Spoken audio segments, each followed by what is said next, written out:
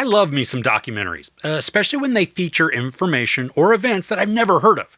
The new Netflix documentary, The Doomsday Cult of Antares de la Luz, focuses on a cult that leads to some very unexpected horrors.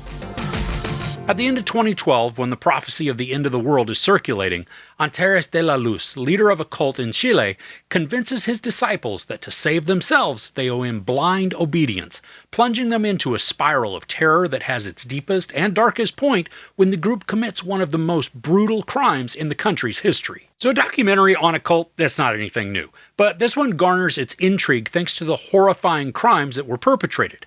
We get interviews from former members, and it is a little disconcerting at some of the language that the interviewees use when recalling their experiences within the cult. The former members, especially one named Pablo Unduraga, he matter-of-factly retells how he became involved and then all of the actions he undertook while under the control of the cult leader Antares. Now, I got the small sense that despite all that he went through, there was still a sense of gratitude or maybe appreciation for some of what he experienced. And because as the interviews go on, Pablo is calm and reserved, like he's fondly recalling some memories. And based on what happened to him and what he did, you'd kind of expect there to be some vehemence or massive regret within his delivery. That's not to say that he isn't remorseful, it just doesn't come across in a demonstrative way in his interviews. Now, in addition to Pablo, we also hear from other former cult members, some police and investigators, journalists, and psychology experts.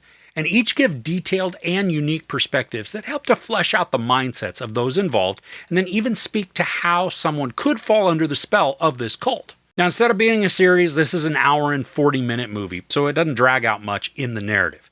The facts and the progression, they're laid out in succinct manners, efficiently using the allotted time to take us through the formation and then the outcome of the cult. But with that being said, this is kind of light on the details of Antares, the cult leader.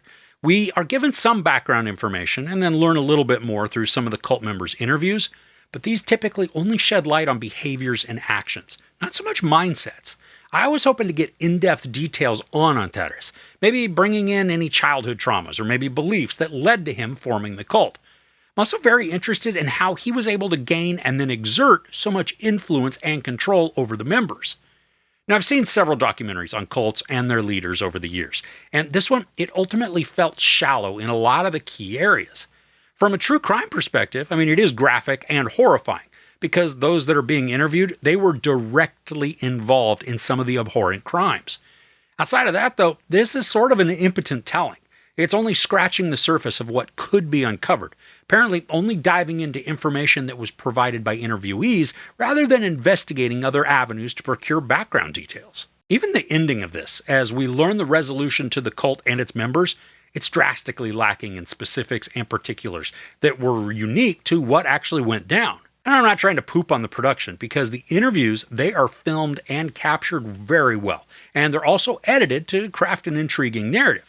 But through this, the interviews raise a lot of questions that then aren't delivered on.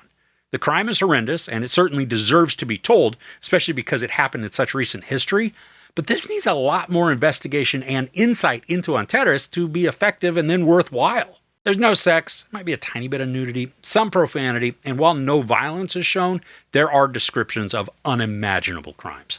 Now, as a reminder, I don't give couch ratings to documentaries. Ultimately, though, I can't recommend checking this one out.